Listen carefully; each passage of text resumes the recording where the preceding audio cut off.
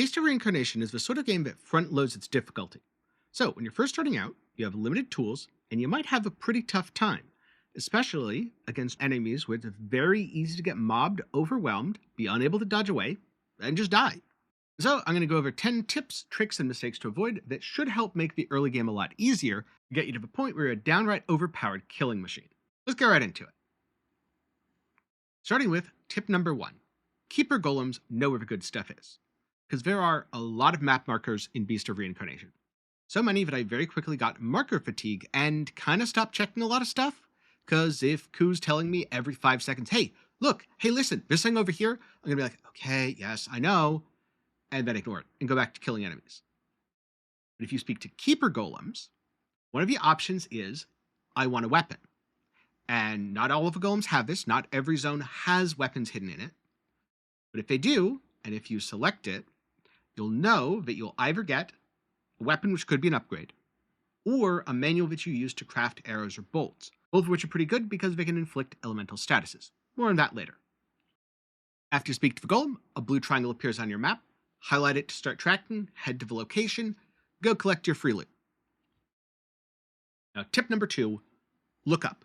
Seriously, when traversing, if you're at a dead end, you're kind of stuck, look up, the answer is probably above you. Emma is very mobile, and if you hold A, she can jump a significant distance. In fact, if you want to make it even better, especially if you're trying to cross gaps, back up a little bit, run forward and hold A, you kind of jump at an angle, you have way more forward momentum. Also keep an eye out for diegetic lighting, where you will see a light source literally illuminating the way to go. This can also take the form of glowing butterflies, which if you touch them, you get some amber, so hey, bonus money. But beyond that, looking up is really helpful in combat as well. Especially in the game's second area of the Ancient Civilization Zone, I kept running into really nasty packs of golems. I'd get mobbed, overwhelmed, probably killed. And then I started looking up more, and I realized there were a lot of vantage points where I could use my bow to, say, snipe some of the archer golems. Or I could grapple to a high point, then drop down and use death from above on an unsuspecting golem below, allowing me to pick off multiple enemies before the fight even started. As a bonus tip, the death from above principle absolutely extends to combat as well, and you even get some aerial abilities unlocked by investing points into Emma's vitality skill. Be careful about using this on bosses. They're big enough that they can probably hit you even if you're jumping in the air, but most normal enemies can't. So, you jump out of your attack range, hold A to extend your jump, then while you're in the air, you can use something like Helm Splitter, where you slam down, deal AoE damage. It's very easy to stagger regular enemies with this, and you can even unlock Nushi Skills that you can chain it into later. Abusing aerials makes it way easier to deal with regular enemies, and in fact, you even get a bloom art for Ku later that knocks enemies into the air, leaving them sitting ducks. Tip number 3. In addition to damage, think of your bow and crossbow as crowd control. Because the crossbow is a surprisingly solid ranged weapon when it comes to dealing damage. The ammo is limited, so it's pretty hard to make a pure crossbow build, but it does a surprising amount of DPS in a short time if you just dump all the ammunition. But where it becomes a really good anti-crowd control weapon is when you combine it with the elemental bolts, because you can shoot a group of smaller enemies from a high vantage point. Again, there's not that much they can do to fight back, and those elemental bolts can inflict statuses. So if you inflict burning on a whole bunch of golems, they're probably going to burn to death before they ever get to attack you once. As a note, if you're sitting up on a high point shooting stuff, be careful, some of the golems will use a ranged attack. Good news is you can very easily parry it and get FP, charge up Ku's skills, and blast them even more from a distance. As a little bonus tip, look out for explosive barrels. Like most explosive things in video games, they're red and have a little flame sticking out of the top. Shoot one of those and it'll go boom. This inflicts a nasty burning dot on all the golems that tend to cluster around them for some reason. Tip number 4. Maintain your food buff, not just for quality of life. See, when you're out exploring an area, Emma and Ku have a hunger meter. You can eat rations or various other things like that malefact meat you just happened to pick up to restore this while out in the field. And if Emma and Ku are well fed, they both passively restore health over time. You can also build rapport with Ku by feeding him treats. But back of a cleanse walker, Kagura can cook food for the crew, and eating a recipe for the first time gives a big stat bump. Over time, by increasing Kagura's rapport or by exploring, you unlock new recipes. So, if you want to grab some extra stats, return to the Cleanse Walker early, have a meal, get the buffs, then go back out and continue your adventure. Tip number 5. The skill tree works a bit differently in Beast of Reincarnation. Oh, and also it's a literal skill tree.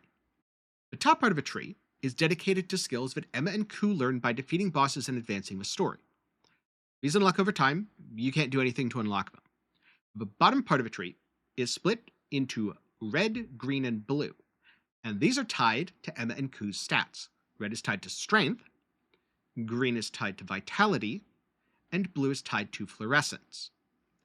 You unlock new skills in these trees by allocating 7, 9, 12, 15, and 18 points into the attribute. So even if you don't feel like you need more health, it can be well worth investing into the vitality tree to get access to the skills you find there. And in particular, there's a couple things that really helped me out in the early game. I grabbed extra entanglement. This gave me more special meter down at the bottom. So I didn't feel as pressured to use it or lose it. I could bank several bars worth. Second of all, Iedo. After attacking, Emma sheathes her sword, then unleashes a quick strike. This is actually pretty good against regular enemies. It can interrupt their attacks and even stagger them. And it's tied to something else called instant entanglement, which is a chance to fully fill the bar when you defeat an enemy. After that, I went over into her blue tree, the fluorescence, and oh boy did I find a game changer there. Because initially, the dodge kinda sucks. The main purpose is to avoid damage on red attacks. You dodge where you'd normally parry, you avoid all the damage. Cool. But it doesn't take you very far, and if a bunch of enemies are attacking you, it is very easy to get overwhelmed, and the dodge feels like it's completely useless. Because it's not a dodge roll, it's just a little sidestep. In the blue tree, you have roll, and it does exactly what you think. So instead of hitting B to dodge once, you double tap B, you roll away, covers a big distance, and it's really good because you can chain it with Emma's jump ability to dodge away from enemies, then get in the air and slam down on them. But to slam down on them, you'll need to invest at least 9 points into vitality to unlock Helm Splitter, because yes, it's in her hair tree, which makes sense because that's how she's jumping. Ku has something very similar. A couple skills that I found particularly helpful in the early game include the Status Amp. This is in his fluorescence tree, very first thing you get. It's really good because statuses are kind of OP. More about that in a second. The other thing that's really nice is in his strength tree, Taunt, because if the enemies are attacking Ku, I can just beef them up. Now before I go on to the next tip, quick reminder, if you're enjoying the video, get subscribed. Also, leave a like, really helps out the YouTube algorithm. And keep an eye out for more videos, whether it's on Beast of Reincarnation, other action RPGs, or whatever else I happen to be playing at the time. Now, on to tip number 6. Stealth is OP, and a really good way to deal with regular enemies. But the type of armor you wear affects your ability to sneak. See, depending on the armor you wear, it has a higher or lower enemy awareness stat. Something like high or extreme, the enemies are going to hear you from a mile away. They're going to attack you pretty much the first time you're on their screen. But something with a low awareness, you can get pretty close to enemies and often assassinate them before they notice you. When it comes to stealth, there's one armor that is even more OP. That is the Garb of Tranquility. It only has 4 Spirit Stone slots, and its defense rating is pretty low. So, as an armor, it's mediocre. But enemy awareness, none.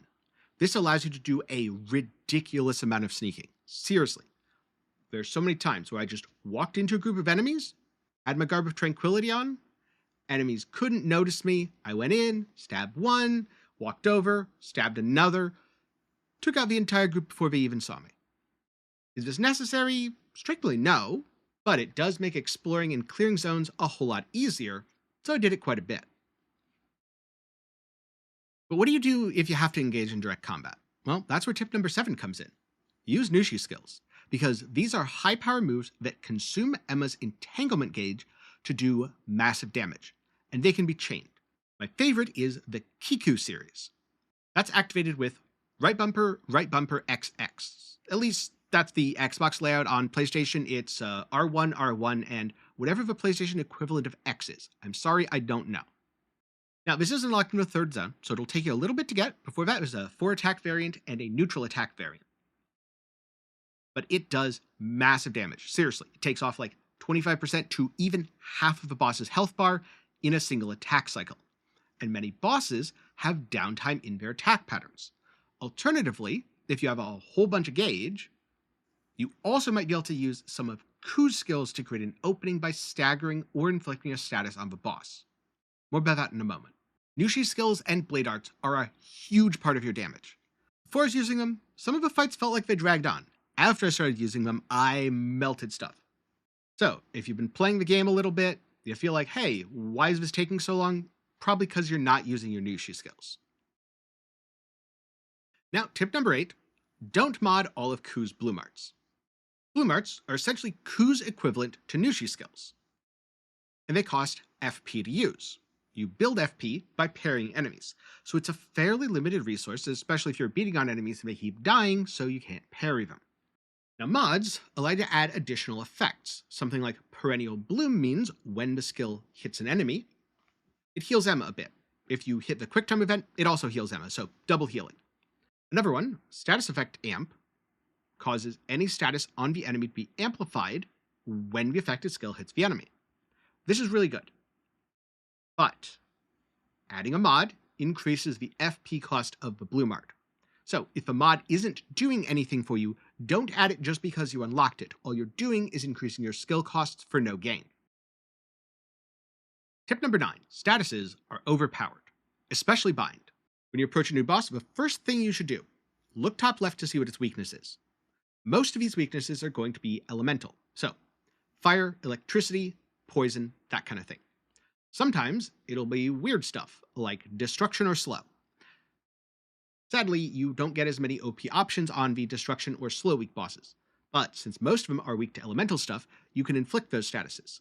This could be from using an elemental weapon, giving Ku a charm that turns his attacks elemental, using Ku's elemental skills, using Ku's bloom arts, or using elemental bolts and arrows on Emma. Most of the time when a boss is affected by a status it's weak to, it gets staggered, reels back, crashes to the ground as if you had parried it to the point where you filled up its stagger meter. Also, there's an ability called Bind. This is tied to Ku's Binding Fang and Higanbana Roots. There's a couple other sources, but those are the main ones. Bind works exactly the same way. It's pretty much a generic status that works on almost everything in the game. Against a regular enemy, it'll completely disable them for a short duration. You just get to beat on them and they just kind of sit there. Against a boss, full stagger, same thing. And that is the perfect time to use your Nushi skill. So, you get the boss to stagger, you unleash the Nushi skill, you do a bunch of damage. Probably, boss's health is getting low, its stagger's getting high, it gets staggered again. Well, guess what? You can hit it with another Nushi skill, absolutely melt through it. Some of my boss fights only took a couple minutes when I started doing this, even on hard, because Nushi skills, a ton of damage. Statuses mean the boss isn't moving around, it isn't attacking me, it's just taking a ton of damage and dying. So, focus on this, use statuses as much as possible. Then, tip number 10, don't underestimate Spirit Stones. They're an important part of character power. You find both Spirit Stones and Charms unidentified. Now, Charms are for Ku, Spirit Stones are for Emma. Ku wears one charm and it gives him a stat boost. Charms are pretty simple. I like using something with crit. You can also use something that transforms his attacks into a status or an element. And if you're playing on hard, I recommend using a health charm, otherwise Ku is a bit of a squishy little doggo. Spirit Stones, however, is actually a little bit of buildcraft. They kind of remind me of armor sets from Monster Hunter, in that each of the skills have different ranks, some max at 3, some max at 5. You can mix and match depending on how many Spirit Stone slots your armor has. Some of these are really good, like Fluorescent Recovery. Pretty much gives consistent life recovery because you're constantly using bloom arts. On the other hand, things like Entangled Assassination or Entangled Parry give you crit, which is a really valuable stat, and they also give you more entanglement gauge, or FP. And the FP comes without having to parry a boss, unless you're using Entangled Parry, in which case I guess you had to parry a boss anyway. Since they're random, you might not find any good ones at first, but late game, they get crazy. For example, Transcendent Bloom.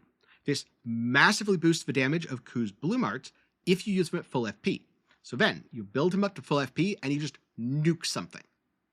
Or you can get Entanglement Stone, which lets you start every fight with more FP and entanglement gauge, and pretty much just tear your way through enemies because all of a sudden all of your OP skills that you had to build up are available instantly. So keep an eye out for really good Spirit Stones, use them when you get them.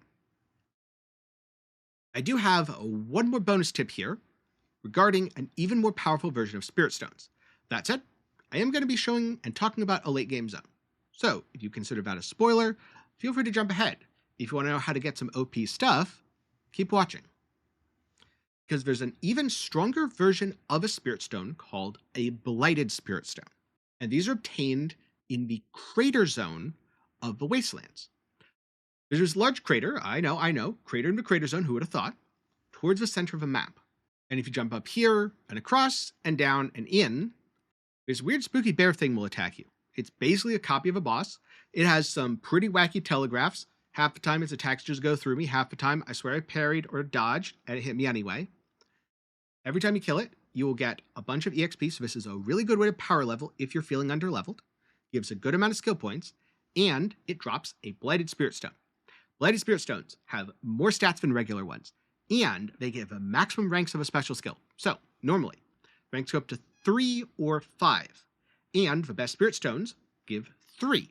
So you'd need a 3 and a 2 or a 3 and a 3, because 3s have better stats than 2, to max it out. Or you could just put on 1 Blighted Spirit Stone, meaning you have even more power accessible, and it's kind of game-breaking. You absolutely melt stuff if you get 5 Blighted Spirit Stones or 6 Blighted Spirit Stones. Yeah, happy farming. Good luck dropping what you want. And so that should be everything you need to get started in Beast of Reincarnation. A couple of these things might seem obvious, such as, oh yeah, it's really OP to use elemental statuses. But I know someone out there is not going to use elemental statuses for the first 3 bosses and have a bad time. How do I know this? Because that someone was me. I didn't use elemental statuses nearly as much as I should have, because I was like, this is a parry game. I just parry everything. Okay, I didn't have that bad of a time. I only died a couple times on each boss. But even so, it became massively easier once I started using the statuses, so I wanted to call it out. That said, I don't know everything that there is to know about Beast of Reincarnation. So if you have some of your own tips, maybe you've been playing, there's something you keep getting stuck on, or something that you find particularly helpful, post it down below. If it's a question, there's a decent chance either I'll answer it or someone else from the community will. And if it's a tip, I'm sure other people are going to find it helpful. But for now, I'm going to get going. If you're looking for something else to watch, I don't have anything else on Beast of Reincarnation yet. I will soon. Get subscribed. Coming out in a couple days. I do have plenty of videos on other games. You can check out my Steam curator page to see everything else that I'm playing. Or you can check the top right of your screen to see other videos that are recommended after this.